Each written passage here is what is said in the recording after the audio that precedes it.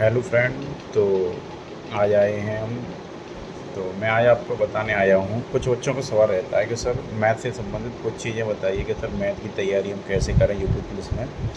तो मतलब मैं बताने आया हूँ कि मैथ में कैसा पोर्शन रहता है, यूपी पुलिस में कैसा पोर्शन नहीं रहता है, ठीक है।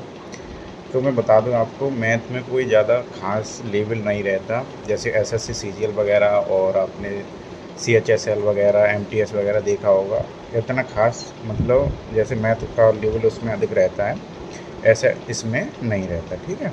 इसमें लेवल इतना रहता है आपका, एडवांस के एक दो सवाल मिल जाएंगे और सारा अर्थमेटिक ही रहता है, ठीक है।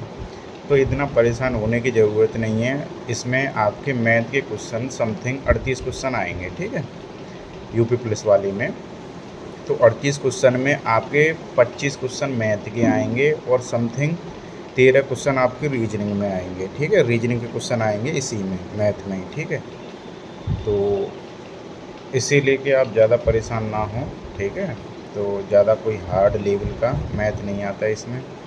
तो आपको पता है इसमें चैप्टर कितने होते हैं मैथ के? इसमें चैप्टर हैं समथिंग, मान के चलो 10 से 12 चैप्टर हैं, ठीक है। Number system, time and work है, प्रॉफिट एंड लॉस है, और तुम्हारा टाइम एंड वर्क हो गया, प्रॉफिट एंड लॉस। और आपके एडवांस में मैंसुरेशन से एक आधी क्वेश्चन आ जाएगा, और पाइप एंड सिस्टम से, और आपका ट्रेन वाले से, मतलब। तो इसमें ज़्यादा कोई ख़ास आपका लेवल नहीं रहता मैथ का। हाँ, लेकिन इतना है, आपने नहीं पढ़ा है तो आप धीरे धीरे आर एस अग्रवाल मैथ से अपनी शुरुआत करें, ठीक है। आर एस अग्रवाल पढ़ने के बाद में उसे, जैसे पहले आपने एक चैप्टर किया, ठीक है, उसके बाद उसमें क्वेश्चन दिए होते हैं।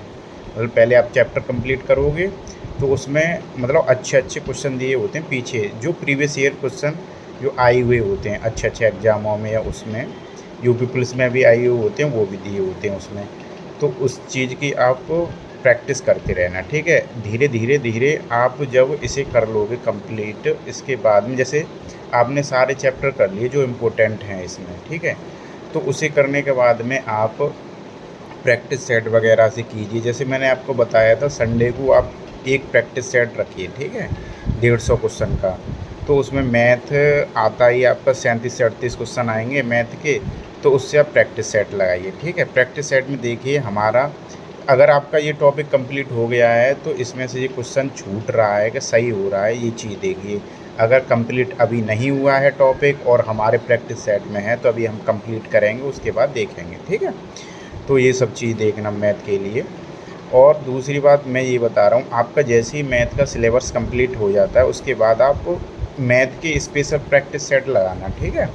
तो उससे ये हो जाता है, आपका टाइम है ना, टाइम अब की बार तो आपको भी पता है कि शायद हाइब्रिड मोड आ रहा है, उसमें मतलब ऑनलाइन भी होगा पेपर, ऑफलाइन भी होगा। तो उसमें शायद थोड़ी बहुत दिक्कत हो बच्चों को, लेकिन दिक्कत क्या होगी, उसमें थोड़ा बहुत टाइम भी बढ़ाया जाएगा। तो उसे देखते हुए आप अपनी ऑनलाइन भी प्रैक्टिस करें, ऑफलाइन भी प्रैक्टिस करें, ठीक है बेटा। और मैथ के लिए, हाँ, तो मैं क्या बता रहा था, अभी आपको जैसे चैप्टर वाइज आपने कंप्लीट कर लिया मैथ, तो उसके बाद में आप अपना एक प्रैक्टिस सेट स्पेशल मैथ का ले लें, जिसमें 50 क्वेश्चन हो, 40 क्वेश्चन हो, ठीक है। उसे धीरे धीरे मतलब उसमें सब मिक्स क्वेश्चन हो, ठीक है। उसमें मतलब आए हुए लास्ट ईयर के भी क्वेश्चन हो, और अदर एग्ज़ामों में आए हुए क्वेश्चन हो, अदर स्टेट के, जैसे जीडी वगैरह के क्वेश्चन। ज़्यादा हार्ड लेवल नहीं आता, एमटीएस वगैरह का भी नॉर्मली रहता है। तो उसी हिसाब से अपने प्रैक्टिस करें मैथ की, ठीक है। तो अगर धीरे धीरे आप प्रैक्टिस करते रहेंगे तो सबसे अच्छा, सबसे मेन चीज़ क्या है, टाइमिंग वाली, जो पेपर में हमारा टाइम लगता है सबसे ज़्यादा किस में लगता है, ना कि जीएस में, और ना कि तुम्हारे मतलब क्या बोलते हैं दूसरा सब्जेक्ट यूपी की जेके में, उतना टाइम नहीं लगेगा। आपका टाइम लगना है जितना भी ख़राब होना है उतना मैथ में और रीजनिंग में। तो जितनी अच्छी हम मैथ और रीजनिंग के समथिंग हो जाएंगे आपके 75 से 80 के समथिंग क्वेश्चन हो जाएंगे, ठीक है। जितना भी आपका टाइम ख़राब होगा, मतलब लगेगा, उतना टाइम आपका मैथ और रीजनिंग में लगेगा। तो इसीलिए मैथ की प्रैक्टिस और रीजनिंग की प्रैक्टिस इतनी ज़रूरी है बेटा। आप अगर दूसरा काम कोई नहीं कर सकते, आप पढ़ नहीं सकते, तो प्रैक्टिस तो ज़रूरी करें, ठीक है।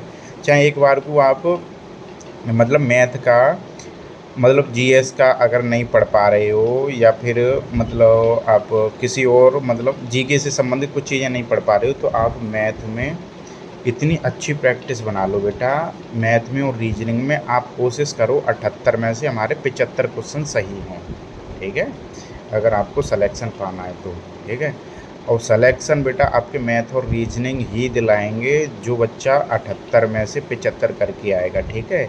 और जीएस तो आपको पढ़नी है, ऐसा नहीं कि आप जीएस छोड़ दो, अब तुम मैथ और रीजनिंग।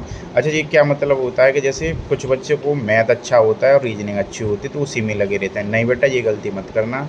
सबसे ठोस सब्जेक्ट बता रहा हूँ मैं आपको, मैथ और रीजनिंग हैं, लेकिन जीके और आपकी हिंदी आपको इनको साथ ही लेके चलना है बेटा। अगर आप साथ लेके नहीं चलोगे तो आपके बेटा बहुत दिक्कत होने वाली है, क्योंकि आपको भी पता है मैथ और रीजनिंग ज़्यादातर बच्चे जो पीसीएम वाले होते हैं लाइक करते हैं, मतलब पढ़ना अच्छा लगता है उनको, ठीक है।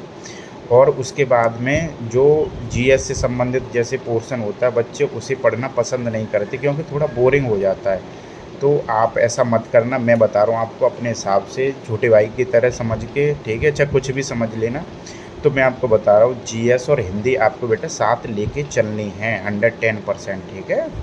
और आप जब तक, अच्छा हिंदी में भी मैं बता रहा हूँ आपको कुछ ज़्यादा खास नहीं आने वाला हिंदी में। आप मैंने बता ही दिया है आपको, लूसेंट पढ़ना, ठीक है, लूसेंट से बाहर नहीं जाएगा हिंदी में। मैंने देखा यूपीएसआई तक का लूसेंट में से मिल गया तो ये तो यूपी पुलिस है, हो जाएगा इसी में।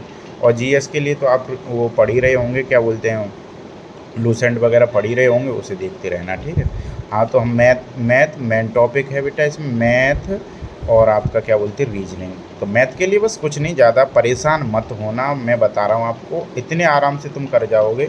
यहाँ पे तो प्रैक्टिस सेट दोगे तो उसमें इतने हार्ड हार्ड क्वेश्चन डालते हैं प्रैक्टिस सेटों में, मैंने देखा है बहुत, मतलब लेंदी या कुछ भी। लेकिन हाँ अगर तुम पेपर देने जाओगे, पेपर मतलब क्वेश्चन तो वही आएंगे लेकिन थोड़ी लैंग्वेज थोड़ी, मतलब कभी कभी संख्या बड़ी दे रखी होगी या कभी उसकी जो लैंग्वेज होगी क्वेश्चन की वो घुमा के दे रखी होगी, तो उससे परेशान मत हो ना, क्वेश्चन बहुत ईजी आते हैं, ठीक है। मुझे लगता है अगर आपने अच्छे से अब अगर आपके फॉर्म आगे मान के चलो अभी आ गए जुलाई या अगस्त में, तो आपका पेपर दिसंबर या जनवरी में होता है, तो आप 4 से 5 महीने में बता रहा हूँ इतनी अच्छी तैयारी कर दोगे कि बेटा बहुत अच्छी आपकी तैयारी हो जाएगी अगर कंटिन्यू आप पढ़ते रहो तो, ठीक है। तो ज़्यादा परेशान मत होना मैथ को लेके, ठीक है। और अच्छे से तैयारी करो, मैथ जितना आप प्रैक्टिस करोगे उससे अच्छा आता है, ठीक है। ये मैंने सेल्फ मतलब एक्सपीरियंस बता रहा हूँ आपका, जितनी प्रैक्टिस करोगे, जितनी मैथ की प्रैक्टिस करोगे उतना बेटर रहता है, ठीक है। तो तैयारी करते रहना, ठीक है। और भी क्वेश्चन वगैरह हो तो बेटा डाल दिया करो कमेंट में, मैं आपको बता दिया करूँगा। तो मैथ लिख के ज़्यादा परेशान मत होना, ठीक है। ऐसी प्रैक्टिस करनी है आपको, धीरे धीरे आपको बहुत अच्छा हो जाएगा मैथ, ठीक है। बाय।